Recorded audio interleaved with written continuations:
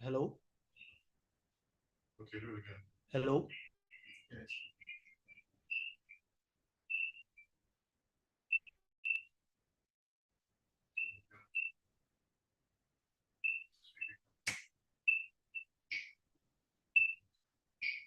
I think because you're in the same room, that's why. Yeah, I know, but I just wanted to make sure that we get it from the mic.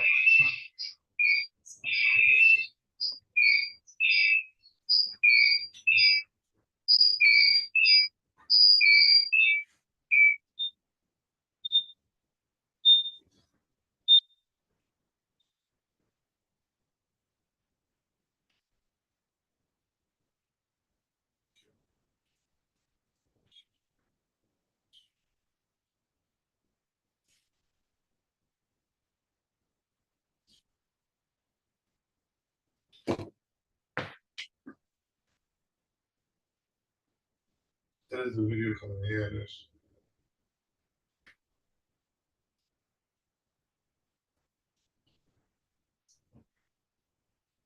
So let me check from the YouTube.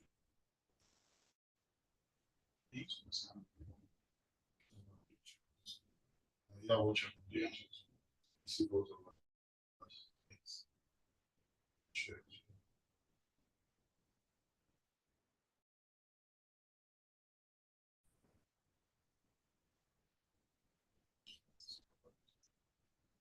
Check from the YouTube.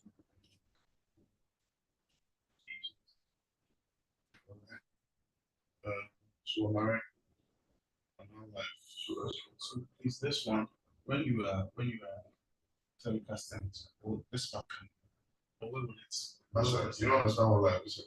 We are live. You cannot edit it and we can edit it later. Yes. For now, we are live. So we'll have to see if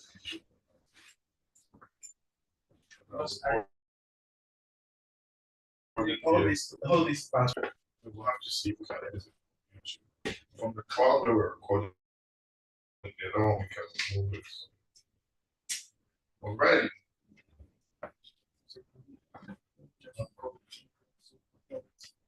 Just do some changes and Then you take this one. the link. The recording is already happening on Zoom, so you can pull it from Zoom. This camera is not connected to.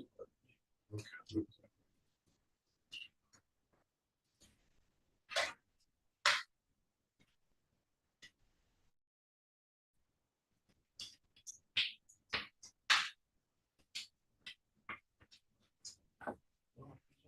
This one, we pull it down. This one.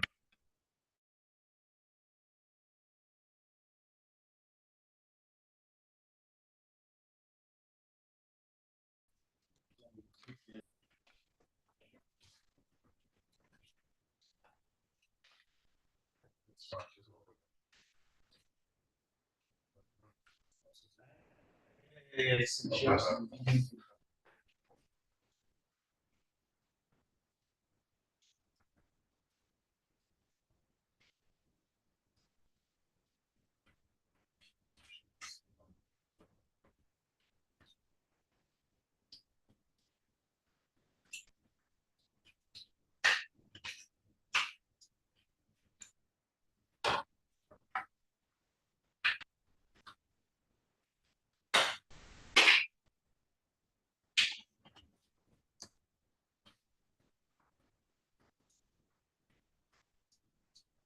This is a win. This is a win. Yeah. Yeah.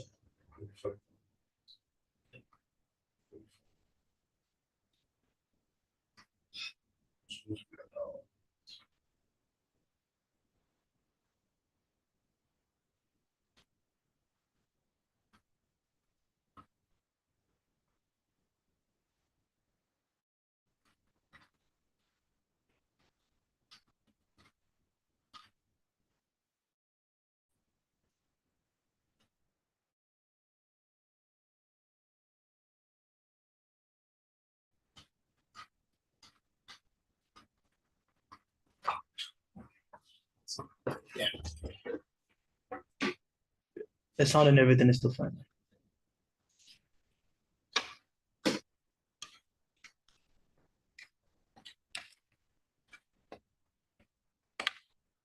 No, the sound is fine. Yeah.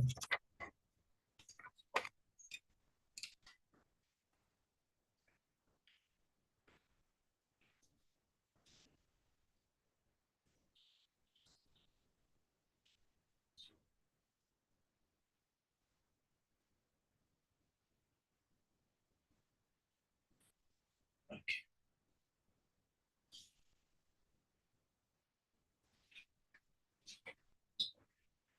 Dr. Ohene Asante, welcome to the program. For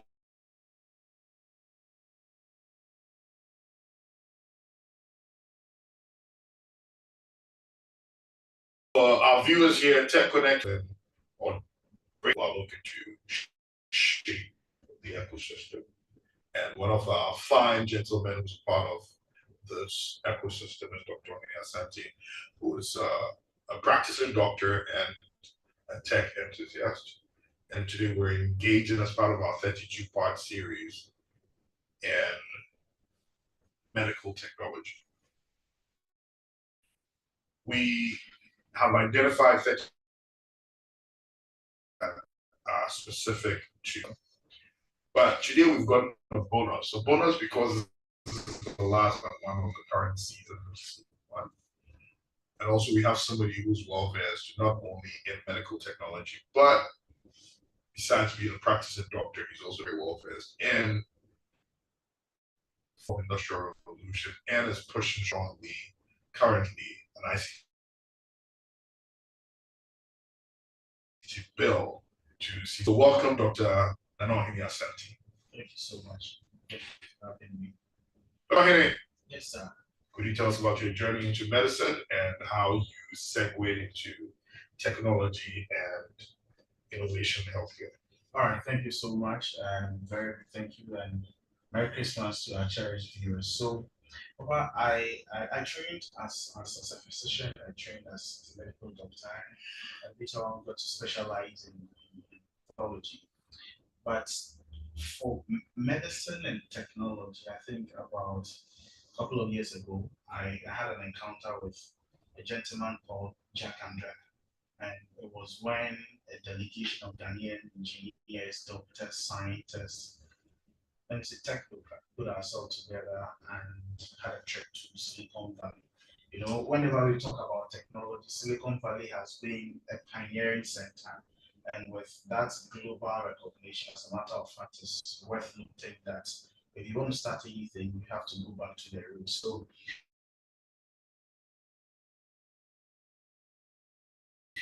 we met this gentleman at one of the halls and all that, the integration of computer science, technology, software engineering into medicine. And as at the time, he has designed the world's most functional software for pancreatic cancer and other early cancer detection. So we had the opportunity to engage Jack and Reka, answer so many questions, had a lot of conversations with him. Then I realized that we can also do better, we can also do great things. So when I got back to the soil of Africa, immediately I got to go to CAR, getting to my Kuala University. I told myself that my colleague and the team in which I am, they're going to do great things. So we started with conversations and research with most of the top doctors on the continent. That is where I got to know one doctor in Nigeria who has also established a full bridge digital pathology hospital. And so that is where the conversation started from. I think it's a very good experience because it has exposed me to a lot of things. South Africa, Ethiopia, Kenya, Rwanda, they are doing so much. And this is the time I believe we have to also show the world our intellectual prowess when it comes to utilizing the brain power of our people as far as computational technology is concerned and its application on medicine, healthcare delivery for the achievement of the universal health coverage and also the United Nations Sustainable Development. Speaking of showcasing intellectual prowess, you've been pushing this ICT bill, which is supposed to regulate ICT professionals in the country. How is that going and what kind of impact that is? Yeah, so thank you. A little bit of brief about how that started. So in about 3 years ago, that is almost 2021. Yeah. So we had a conversation with the then minister, the Honorable Kwekwe, who was the Minister for Environment, Science, Technology, and Innovation, and the outgoing Minister for Communication was also before.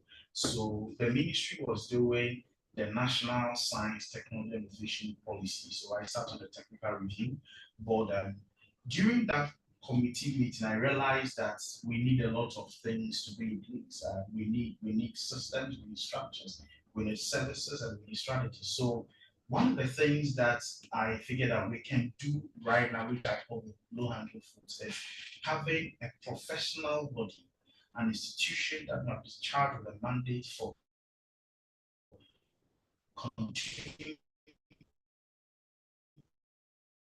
professional development and practitioners in the technology industry. And I always make reference to the current government, which is leaving office right now, led by the president and his vice president, because we know in Ghana for the past close to 8 years now, the vice president has been consistent in blowing their horns on digitalization, technology, and all that. But if you take all these political controversies outside, that means there's something good in there that he was doing. So we realize we have to a gap, which is taking care of the practitioners in the industry, practitioners being sent, because every government, for instance, coming from the medical perspective, we have a national healthcare policy, which is under the custody of the Ministry of Health.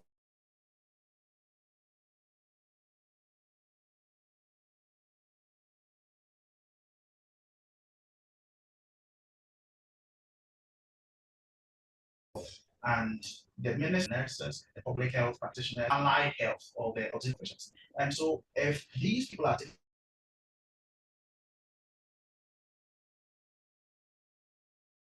national health policy will be achieved. It comes to the Ghana College of Physicians and Surgeons, the Ghana Medical Association, then you go to the Ghana College of Nurses and Midwives, it goes to the Nursing and Midwifery Council, and the Ghana Association for Registered Nurses and Midwives. Then it goes to the pharmacists. So there is Ghana College of Pharmacists, there is the Pharmacy Council of Ghana, then there is also the Pharmaceutical Association of Ghana. There is also the physician assistants, the anesthetists. So you see, we have a very broad sector, but the policy must make room for these people from the very day you graduated from the university with your Bachelor of Medicine and Bachelor of Surgery, and the very day you get licensed by the Medical and Dental Council. This law must take care of you, the quality of your practice, the ethical consideration, the discipline, and how we can ensure public safety. And so this just bring in a bit of humanity as if you study a program like accountancy, whether the UPSA, University of Ghana Business School, whichever, you ought to become a chartered accountant, which must be you must be licensed by the Institute of Chartered Accountants Act. And without that, you cannot hold your profession of accountancy. By far, it is protecting the profession for people who are duly qualified and trained with the necessary capacity to administer when they are left autonomous on the field, and the same as taxation and cost. So these are the things that we need to look at when we talk about technology, innovation, and also in the digital revolution. The people, the software engineer, the cybersecurity professional, the coding professional, the programmer, most of the back-end engineers that we don't see them, we have to take care of them. We need to get them updated, stay up to trends, and also be able to know what is going to happen in the future. And all these things are functions that is going to be entrusted to that body to administer as it is enshrined in the bill. So when the bill successfully get passed by Parliament and also obtains presidential assent. What are the most exciting trends in medical technology that are transforming healthcare today? That's so interesting. That's one of my interesting areas that I always look at. For the past 10 years, it's been my daily cup of tea. For instance, clinical factors, patient history, patient records. So there are several softwares that are coming looking at clinical informatics, health records and information management. These are going to make healthcare delivery very accurate, timely, and quality. And it's also going to help us achieve the universal health coverage, which is talking about affordable and Now you keep accessible talking about this care. universal health coverage. Can you give us a bit of summary of it? And then Thank you. continue. So the universal health coverage is the global agenda 2030, looking at And this is from year UN? the United Nations, so Okay. set by the United Nations, which is looking at least by the end of the year 2030, every person on this earth, the 8.7 billion people on this planet, must be able to afford healthcare, the highest quality of healthcare at a very minimal amount or at a very minimal cost. So that is what the universal health coverage is all about. And it's also now enforced in the United Nations Sustainable Development Goal on healthcare. So the universal health coverage, or shortened as the UHC 2030. Yes. So, like I was saying, the other part is also that now we have computational intelligence technology like AI. So AI for precision medicine, AI for diagnostic technology, AI for theater practice and monitoring. These are exciting technologies that is going to be a game changer for the healthcare delivery sector in Africa. And I believe that it is a time where stakeholders of society we must bring ourselves together and champion and also achieve the highest objective for our people. So we need to take responsibility for all this. Thank you. Okay. Are these the only trends? There are a lot. In fact, if I'm going detailed, we may not even leave there today. But for instance, one of the things is going to be biotechnology and nanotechnology. So we are going to talk about now there are already So you're basically technologies. saying that nanotechnology is no longer a thing in movies, but it's in real life. It's reality. Okay. Now I'm sure we've heard about Ectolife, which is going to look at a baby factory where we are going to produce children. So parents or women who, one way or the other, on some technical reasons, may not be able to bear a child for 9 months. We are going to have all these things, but they are rooted in the technologies of nanosciences, biomedical engineering, and all that softwares that are rising to make theater practice, the ward, the laboratory, and also emergency, every aspect of the hospital, very sustainable, very accurate, and efficient in delivering sustainable healthcare for the people. And is this considered ethical? There are medical legal issues around the discovering and production of these technologies. So I'm sure international bodies, ISO, International Electrotechnical Commission, and also national bodies like the Foods and Drugs Administration of the United States, Food and Drugs Authority of Ghana. Because, for instance, around the world, US has become like a benchmark. So if you have a technology that is patented in the US, it is known or perceived to be a global standard with that recognition and prestige. There are quite a number of issues that we would have to look at, but I believe when governments around the world have a convention on how we can deploy these technologies, it will make healthcare very sustainable and efficient in terms of the daily. So we need the integration of all the bodies around the world. Exactly. How do you feel that artificial intelligence and machine learning are doing in terms of reshaping the diagnosis and treatment of disease? If I let me sit well, artificial intelligence, it's a game changer. It's a new world on its own. AI is actually going to transform the world and is already transforming the world. Maybe going to transform the world in the sense that what we've not seen before. It is an unprecedented technology. For instance, when we talk about repetition and economics, so the quality of work, the quality, aesthetics, technologies, equipment, and all that. Artificial intelligence can precise it for us, give us the highest level of precision and quality. Artificial intelligence, in other sense, is also going to help in prescriptive medicine, giving us sort of leverage and guidance on how physicians and doctors are going to be able to prescribe medicine at the level where we don't have to do try and error. It is not to say there are try and error cases, but we've had several cases in the legal perspectives charge of medical negligence, and AI can also reduce Reduce. or eradicate that for us. Mitigate the risks. Exactly. AI not directly in medicine,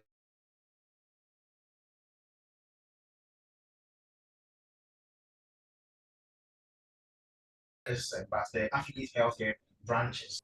AI is going to help us deadly diseases and it's going to help us on prompt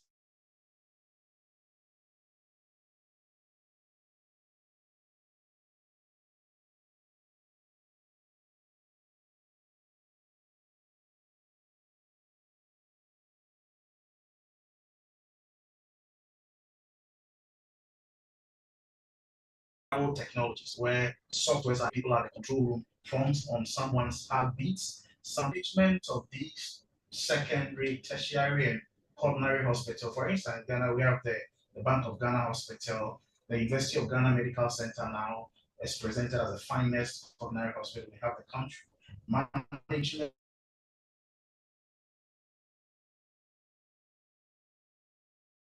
of departments and the entire hospital technologies that we need to invest in under the revolution and how we can particularly deploy AI in every aspect of healthcare delivery as far as hospitals and health facilities are concerned.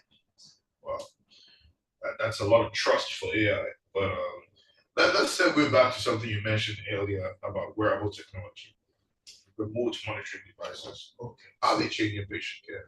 I think most of these technologies are meant for good, but they will have their backside, and there can also be inefficiencies and other loopholes.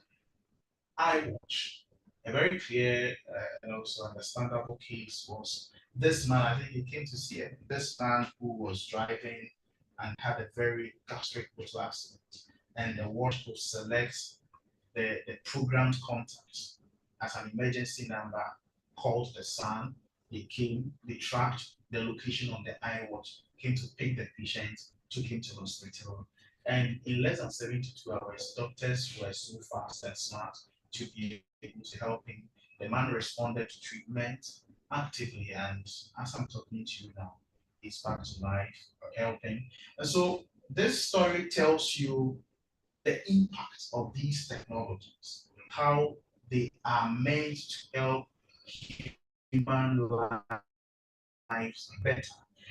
Basically, technology, the side of it that makes it sad is when we are not able to manage it well, we are not able to govern it well, and also apply it And well. also remove the right data. Exactly, when we are not able to get the right raw material to input in the technologies to give us the best outputs. We mentioned eye watches, we mentioned skin monitoring, electronic chips, and all that. These are technologies that are really going to make the world better. And for Africans, look, in terms of extending our life, the way we even manage our old people, so geriatric care, if these software and these technologies are installed on certain devices, it's not all the time that we may need nannies and home care nurses and all that. So it will displace jobs. But at the end of the day, create opportunities for those exactly, government exactly, and also ensure the highest form of quality health. Interesting. Let's talking about replacing jobs. Let's talk about robots. And yesterday we watched the movie I Robot. It was really interesting. Let's. Do you see robots beginning to do theater operations, surgery, things like that in the future? Yeah, they are. They are. In fact, at the Museum of the Future in the United Arab Emirates, Dubai, we had an exhibition like that where they are piloting a couple of projects around. In China too, we've had researchers now doing deep high-level R&D on robotics implementation in the theater. It will get there one day. In India, they have already started, but it has not gotten to real clinical practice. It will get a point in time where we might not necessarily need specialist surgery in oncology, in cancer treatment. We might not need a nephrologist in terms of kidney management and all that. But we will need robots to perform certain clinical functions, specifically Especially when it's for very surgical precision. exactly for certain delicate aspects and practice in the theater. For surgery, it is there.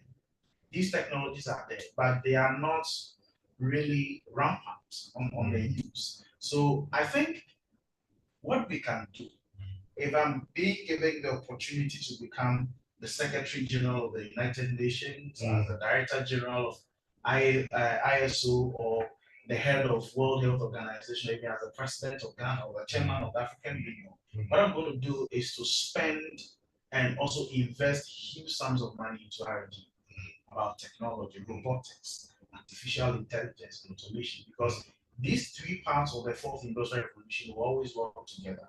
Then we look at their raw material, which is going to be the most expensive form of fuel, any kind of good, which is data. Invest in these areas and look at the best ways that we can deploy them, because every technology, every scientific discovery, and every innovation is meant to bring new ways for making human lives better. And these are my core beliefs that I really am convicted about, that if I should be the president today, I'm really going to take huge decisions, transformational one as well, and look at how we can use technology in that aspect to change human lives. Dear viewers, you heard the man's pitch. Maybe in the future you'll be voting for him to become president or secretary general. So look out for that. You spoke about the fourth industrial revolution. What opportunities does it present for healthcare and STEM?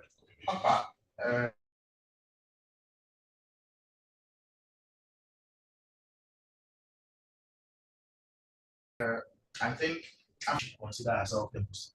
If you look at statistics, we have the youngest continent. We have the continent with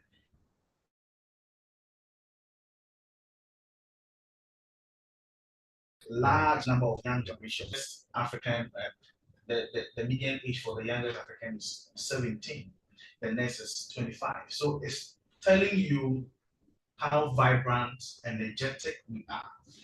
And this is where we have to tap into the opportunities presented by the fourth industrial revolution.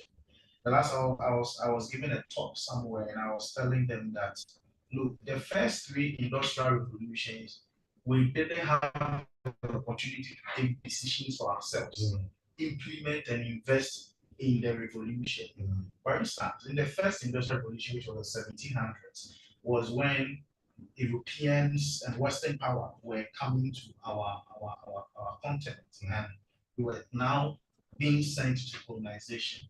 The second industrial revolution, the age of electricity and mass production, was also when we were really in the middle of the colonization. So you talk of the discovery of electricity,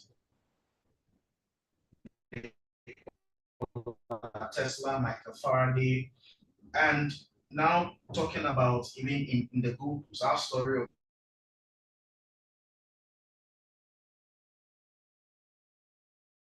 the bomb of 1844. That was really more power to electrical century.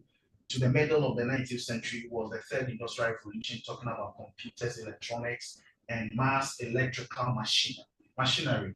And we weren't also part because we were now getting out of colonization. The first time a black person became president, prime minister, was Osajifo Dr. Kwame Nkrumah in 1951, 1952. 1957, 1961, becoming a president. According to history, Osajifo Dr. Kwame Nkrumah wanted to make certain parts of Accra scientific and industrial metropolis for Africa. So his idea was to set up the CSIR, then the Ghana Academy of Arts and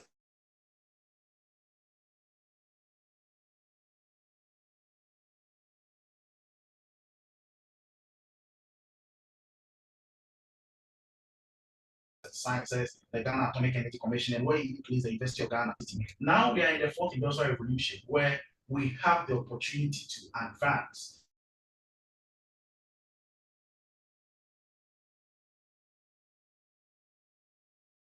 The president can declare the first where we can do a lot of things.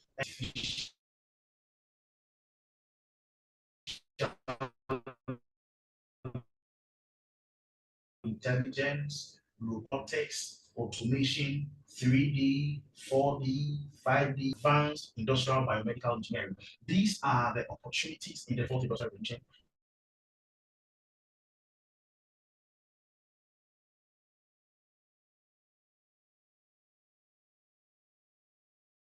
We just have to make policy solutions in place. The last three things are finance and investment for technologies in the evolution. We need infrastructure. And the last thing is going to be our great power. So human capital, both our skills, knowledge, expertise, so that Africa will take over the future. We will now own the future.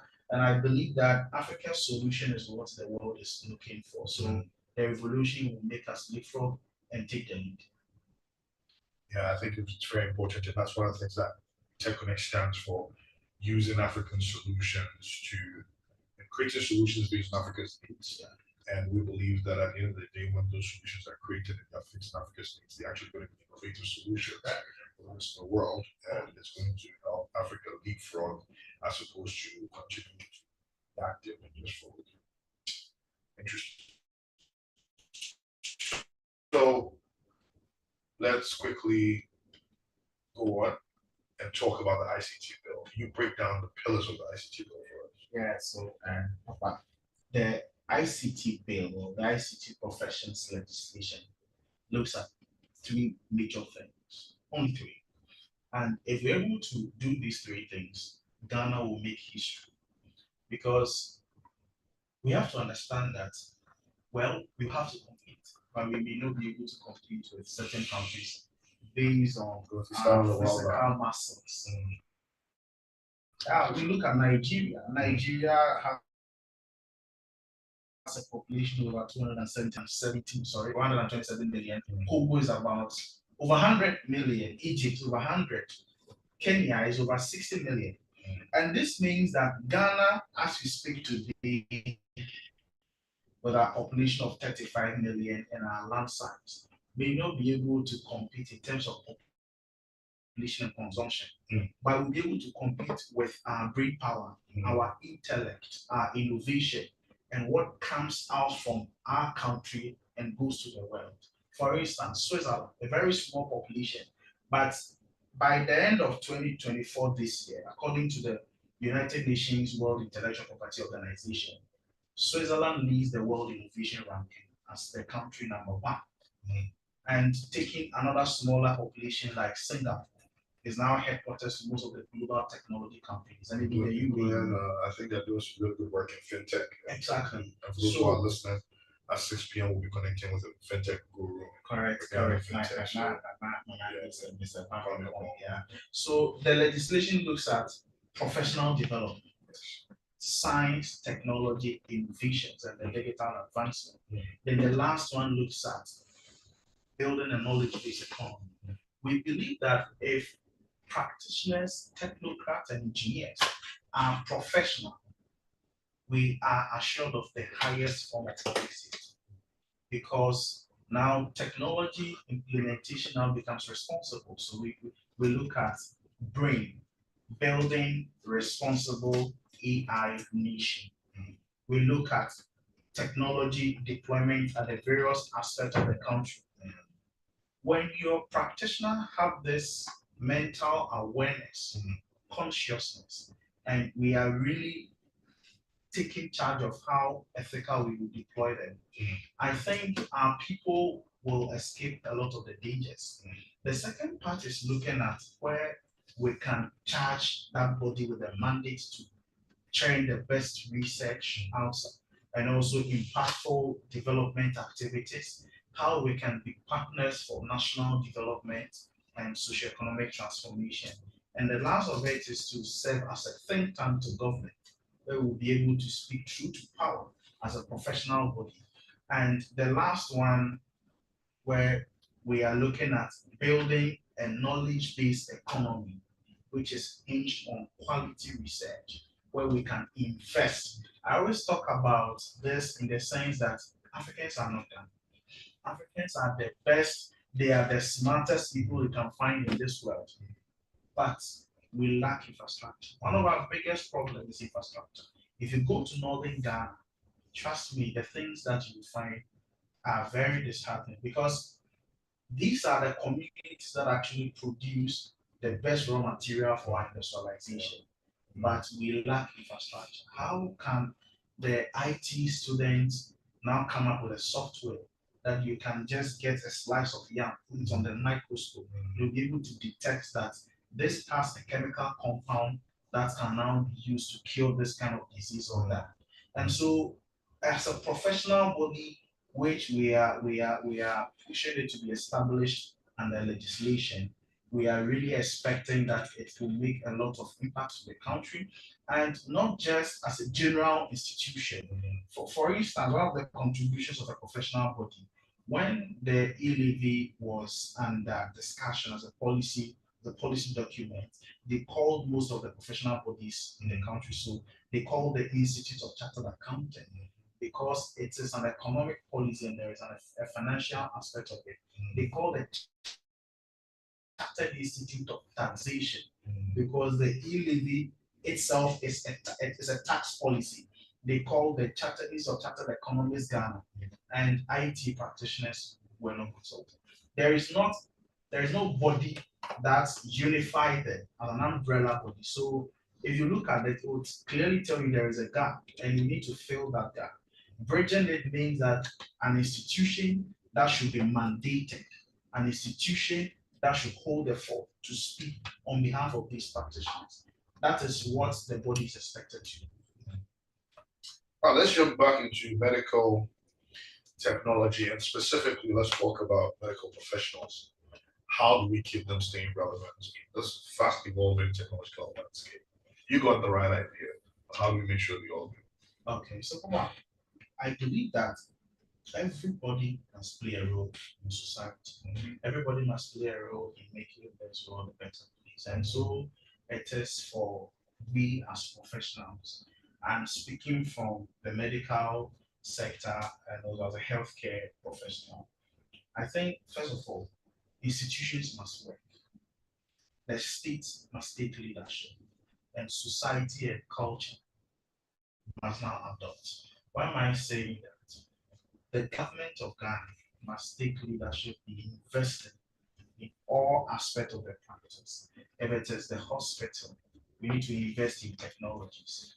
If it comes to training, the University of Ghana Medical School, the KN University Medical School, the UCC Medical School, the UDS Medical School, University of Health and Allied Sciences, now private universities like the Accra College of Medicine, the Family Health University Medical School, and co. Then allied health training programs like medical laboratory science and all that. We have to incorporate technology centered education as laboratory science one day will be taken by a robot. What you called Ohene assay analysis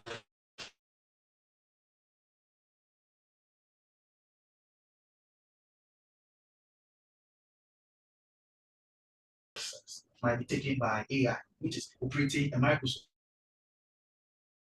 or something. And so we need to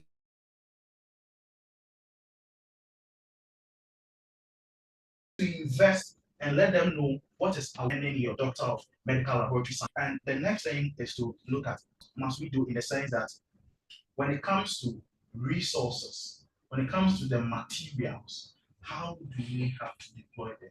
The efficient use.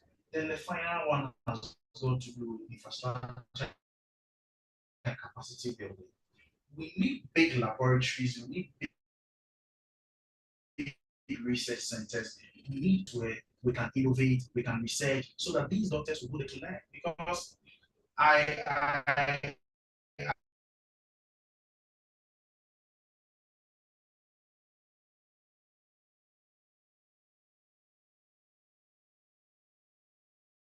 I did a graduate program administered by partnership with the Montpellier Artificial Intelligence and Precision Medicine. It was 2 years program. It really exposed me to the world of computational medicine and artificial intelligence. The Boston Medical Group are also doing a lot in Massachusetts. The John Hopkins Medical Institutions are doing so much. And so I think University of Ghana Medical School, the Gucci Memorial Institute for Medical Research, and other research centers around the country must be equipped and resourced so we can have doctors, whether at the level 600, at the level 500, or even at the postgraduate medical college, at the Ghana College of Physicians and Surgeons, and other platforms, they can go there and get themselves acquainted. They may not have to start it, but at a point in time, learn on the job, build continued professional development credit, so that it will let them remain updated and intelligent on the practice. Medical professionals out there, I hope you're listening and I hope you're paying attention. What are potential breakthroughs in medical technology that excite you, especially over the next decade? Okay, let me give it to you. There are a lot. But I'm so passionate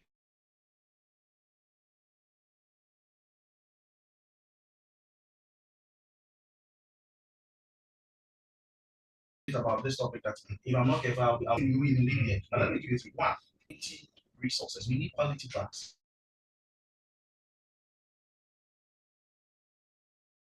We need quality materials to test from the Food and Drugs Authority and the customs. It will tell you how much we import into this country in terms of medical devices, in terms of drugs, in terms of hospital consumables. So there are a lot of softwares and technologies that can make us discover the best drugs, the highest quality, and well standard to serve our people. Because the last time I was reviewing an intellectual property document from India, and guess what? Indians have been importing Nutri from Africa. They've been able to come up with over 25 different pharmaceutical products from just a Nutri. Just Nutri. We've not come to other ones. So when it comes to computational technology application of healthcare, and also the trends about how these technologies will advance medical care. One of them I'll mention is bioinformatics. Bioinformatics is really going to change the game. Yeah. It's going to help us get the smaller the object, the more functional and the more speed it becomes of faster to come. So we have to look at nanotechnologies, how we can activities on smaller chips, on smaller devices, on smaller boards that are going to really make our healthcare practice very, very efficient and also effective. And give us access to places that we correct. We must strategically also look at 3D printing because it is going to enhance artificial way of getting biological organs. We are going to be relieved of the problem, the hassles and tussles of replacing human organs when we are facing. For instance, one of my practice as a nephrologist when I was doing my clerkship is when we had to change a kidney, and a family of 5 people, no one matches the one. So we didn't get. And why should somebody even have to give up their kidney? Because I believe God in His ultimate wisdom gave us 2 kidneys. As an omniscient science, as an omniscient science, God knew the reason why you need 2 kidneys. Exactly. Why you need 2 lungs. Exactly. You need 2 ears. So everything has a reason, and the worst of it is we buying a ticket from someone from the States to come down to college to come and play politicians. And that was the very day I realized that technology is really meant to benefit our lives on this earth. That's really interesting. And even beyond, I mean, morbid situations like having to take out a kidney or replace a kidney. I remember last time you and I went to a conference where somebody talked about now digital condoms, Yes. right? Which can measure and monitor even how you performing, you know, and what the issues could be. In And fact, that in itself might we even have one happening right now. The last time the movie review, we were menstrual cycle monitoring software, which is built on an AI data powered platform. So these trends are actually going to add value to delivery of healthcare, but sometimes we seem not to recognize their impact and benefit. And I will keep on mentioning and say maybe one day divinity can orchestrate for Minister of Health or maybe a Minister of Science and Technology maybe to become the president of this country. I believe that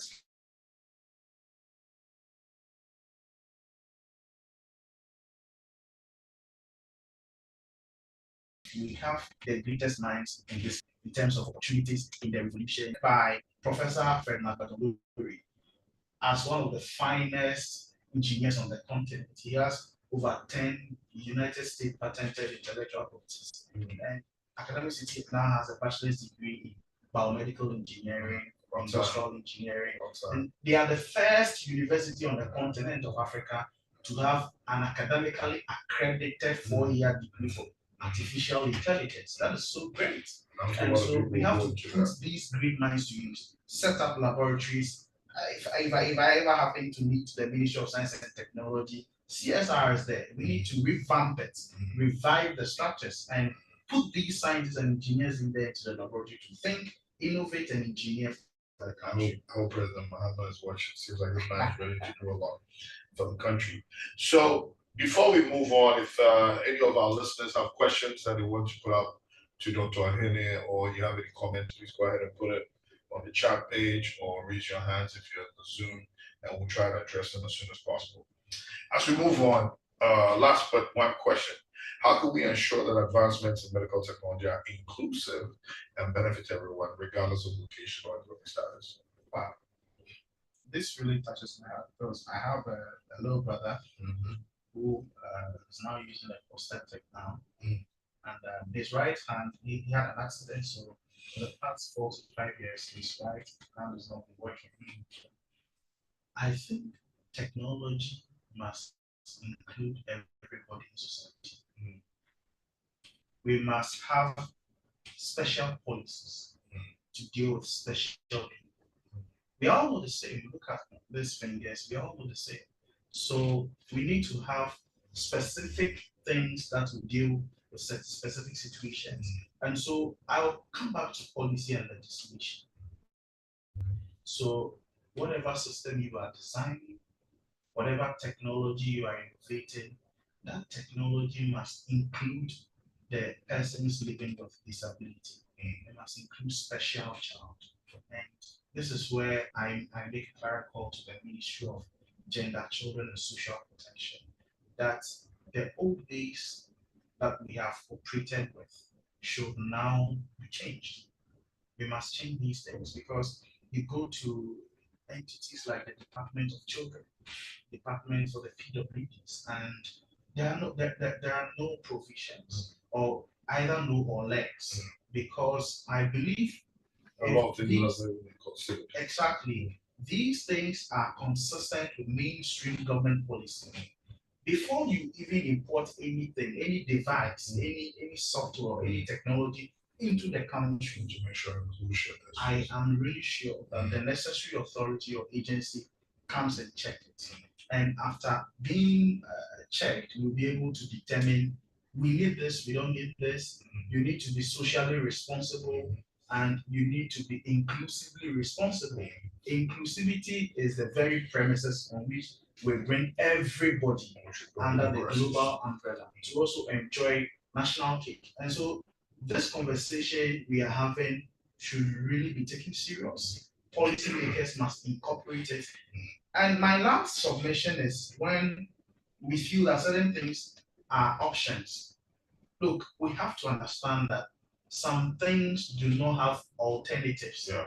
They are the very one we have. No. We must not trade them off, and they are not even tradable. That is my take on that. So last question for you, Dr. Ohene, before we round up. If you could implement one major change in the healthcare system using technology today, what would it be and why? Okay. There are quite a lot that I've always been passionate about education. Education breaks the poverty cycle. I'm sure that the tech will be excited about that. Education actually makes things happen. We have a deficit of doctors. In fact, if you even train 3,000 doctors in this, But it's available, and yes, the doctors are running now. So what do you do?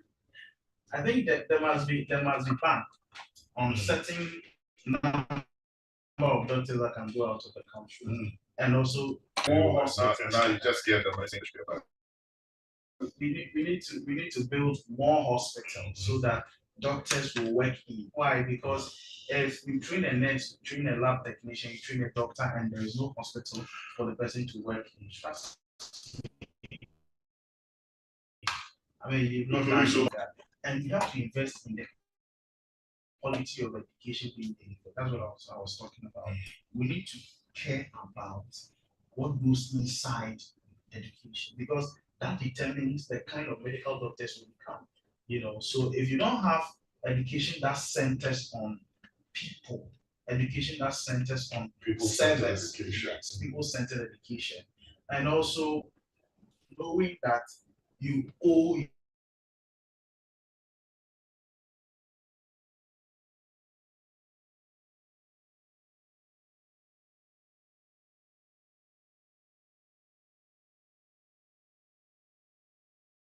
your patients the duty of care. All these. Great engagement, a wealth of knowledge. I'm sure these questions will follow, and I hope that we can approach you to get answers for them. We've been on Tech Connect Voices for those of you who don't know us. And Tech Connect Voices as a product under the Tech Connect community, which is driven to bring together decision makers in tech to drive technology the way it should be, to put an African face on technology and to get us to leapfrog into the future by applying, by being responsible, by being socially conscious, and by engaging with technology as it grows and help us to build a better future for all. Thank you so much. Thanks. And it's a wrap.